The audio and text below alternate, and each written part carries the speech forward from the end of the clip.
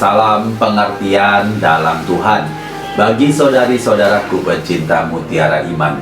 Sekarang kita memasuki novena hari ketiga.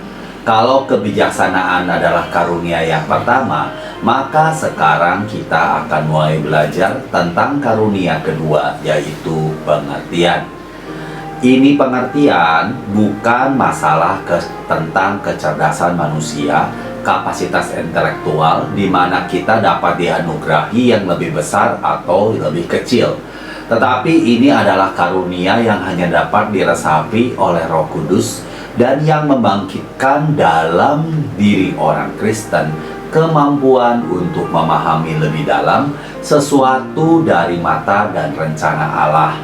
Jika kita hendak menghubungkan dengan karunia pertama, yaitu kebijaksanaan, maka orang harus memiliki pengertian supaya bisa menjadi bijaksana atau memiliki hikmat.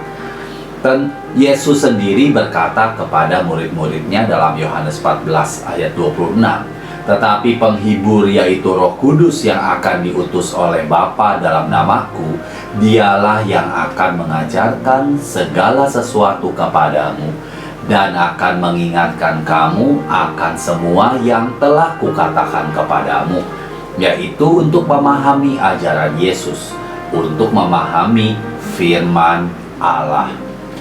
Jika kita ingat cerita dalam Injil Lukas yang mengekspresikan kedalaman dan kekuatan dari karunia pengertian dengan sangat baik, setelah menyaksikan kematian Kristus di kayu salib dan penguburannya, dua muridnya kecewa dan patah hati, meninggalkan Yerusalem dan kembali ke desa mereka yang bernama Emmaus.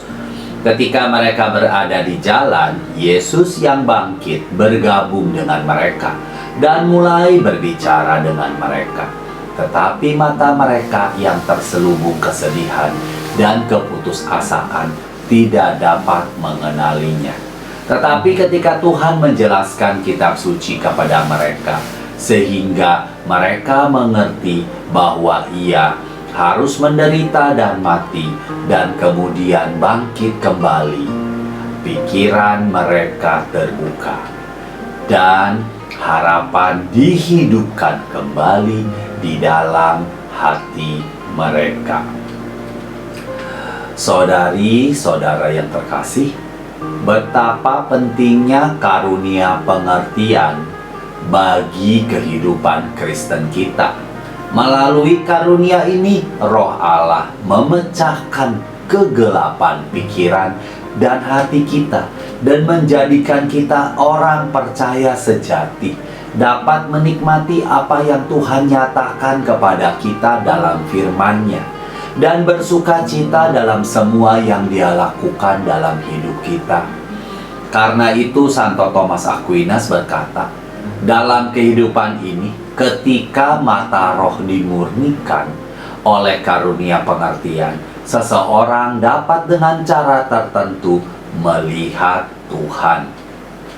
Mari kita memohon kepada Tuhan untuk memberi kita karunia untuk memahami sebagaimana yang Tuhan mengerti hal-hal yang terjadi dan yang paling penting untuk memahami firman Allah dalam Injil.